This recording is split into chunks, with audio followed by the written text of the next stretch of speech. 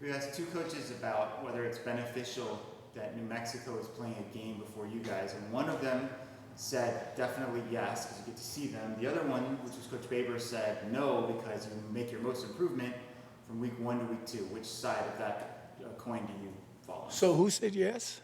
Coach Viney, I think. Yeah. Okay.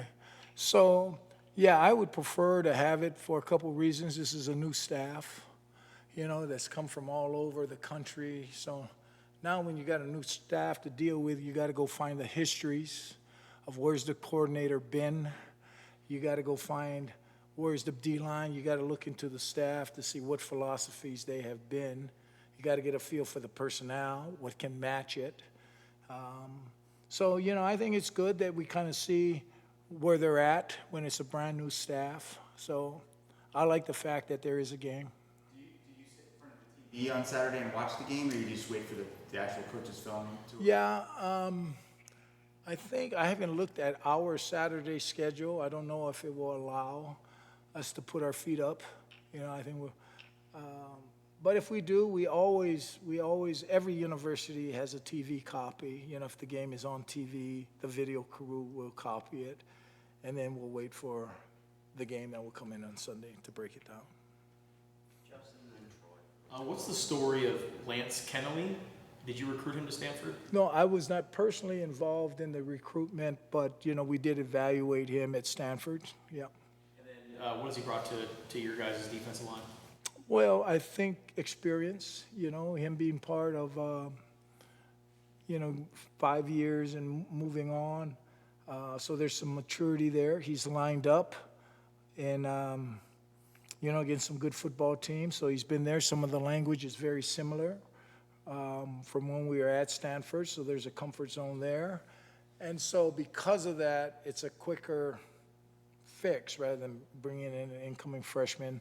And when you're talking about a D-line or the front, I think that's where having maturity, for a true freshman to play in the front, it's not an easy task because the physical side is a big get.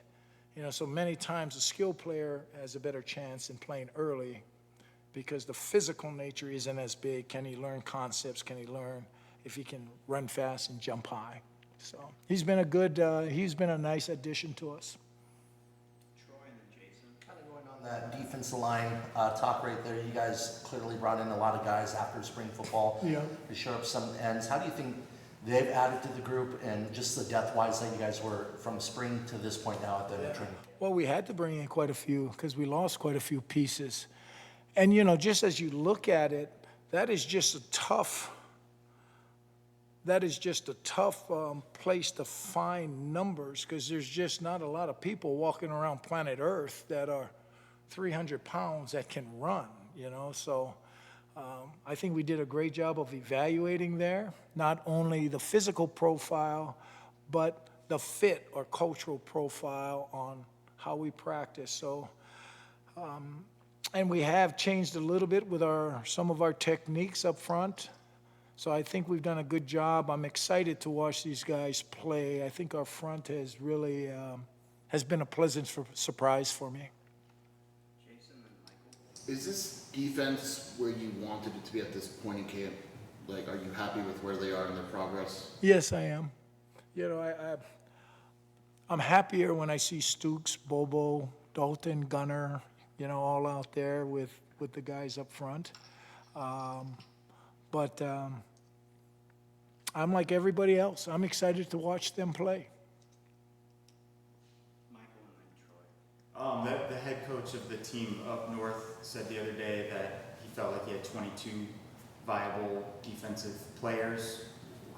What number would you put on your defense? How many guys do you trust and feel comfortable?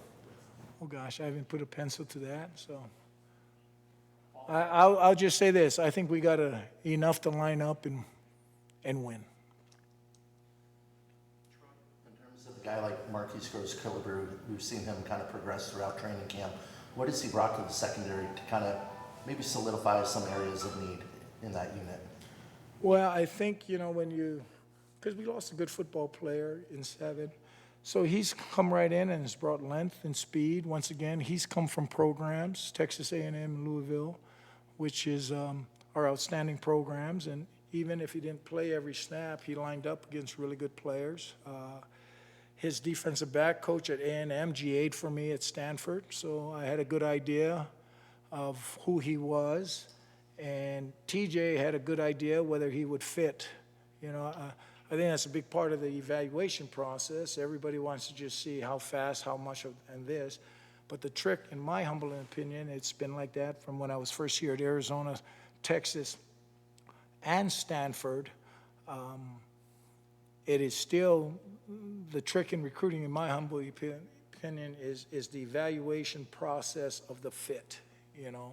And it's not about just how fast you run and all those things. So TJ was able to let me know that he'd be a great fit for me and he would fit our room. And he would be able to fit in with the standard of our room as a secondary, and he was right. Justin, how's it been transitioning with the tablets and the player or coach-to-player communication? Yeah, I think we'll be fine. I think it's a little of a unique piece on the defensive side of the ball opposed to the offensive side of the ball. Because, you know, the quarterback can dialogue to everybody, right? The defensive side of the ball, who do you give that one helmet to? Is it Manu, where he has to turn around and talk to the secondary? Is it Gunner that's talking down because, you know, the pieces are still out there? I think that's going to be one of those we're learning as we go on how to manage that piece of the puzzle with the helmet communication. The tablets, I think that's an interesting deal that for a lot of years, people have been able to have to see it on the sideline. So that's a little bit of a cheat drill for some. And I always thought the trick in coaching was to be able to solve the puzzle on Saturday. Anybody can solve it on Sunday. But to be able to make the game day adjustments is really a big part of the profession. I think the tablets do help in that area that you can see it. Because, you know, some guys can't hit rewind again. You try to cut your eyes up to the box. So, you know, I think we're all learning through that process. Following up on that real quick, have you settled on whether it's going to be Manu or Maldonado at this point? No, I think what we're doing right now is you can have a number of helmets that are available. So it may be by series. So we have not made a final decision on that, but we've got a handful of candidates, you know, that you can have helmets with. Because now if somebody gets hurt, you know, you got to take it off. Somebody runs off the field, you know, do you stop? You can't get the helmet on. There's a lot of gymnastics with all this. So I'm learning it myself to figure it out as we go. Unrelated, so you've been in this college football world for a long time. The sport has changed a lot. We're now seeing pretty much every top program has like a front office, has a general manager position. You guys have guys to Crowley. How essential and important is that figure in, you know, doing the type of thing that you're talking about, like finding the right fits? Yeah, it's critical. Because of the transfer portal world, it's critical to see what's out there. It's critical.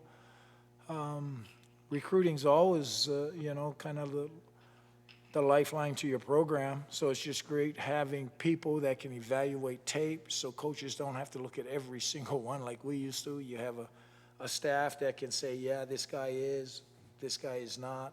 This guy coaches need to see, so they can weed some of that out. So it's a critical piece of the puzzle, no doubt. And then having communications, somebody can oversee the communication side. And I would say that our people are outstanding, Geiska and Fletch. And, you know, that whole room does a great job. Last question to Justin. So Danny Gonzalez has repeatedly said that Jacob Manu is the best linebacker in the Big 12. Why do you think that is, and who do you compare him to? Just the players that you coach. Yeah, so I think Jacobs, so I've never, you know, go in areas there because I haven't seen all the linebackers in the Big 12, or I couldn't say that about Stooks or Bobo and all of that. I do think he's an outstanding player, though. He is a model for us in terms of toughness. And the gift he has, the linebacker position, when you get in all that traffic, you know, you got a starting point, but that is just an instinctive position. you know, that they just know. That's why for us, if you notice when we were here, Lance Briggs, we turned to a linebacker. Marcus Bell, who was I think close to a 2,000-yard rusher, you know, in his high school career, we moved to linebacker. Scooter Sprott, I think at the time, held the Arizona rushing record. We moved to linebacker because they just see the game on the other side. The guy might be going there, but the air is back here. They just have a natural feel of finding where the ball goes. It's very instinctive. Mano's that way. He can just find the ball. The other thing you like about Mano is he's just got a toughness about him. He's got a real toughness about him. And that's kind of the trademark of who we are. The Brett Boyer in those days, I mean, downhill, Sean Harris. I mean, we were a downhill physical football team. And, you know, I was sharing this with the defense. We ID the Desert Swarm a lot because that's when we came. But I got to credit Larry Smith and his staff because when we got here, this was traditionally a defensive football team with the Ricky Hunleys and the Byron Evans and the Chuck Cecils and all. So when we got here in '87, it was a tradition that we had to continue to uphold. And we felt like that was a big deal for us as a staff, and we felt like we had done that. All right, that's our time. All right, thank you, guys. Yeah. Make it sound good, okay? My grandkids read this stuff.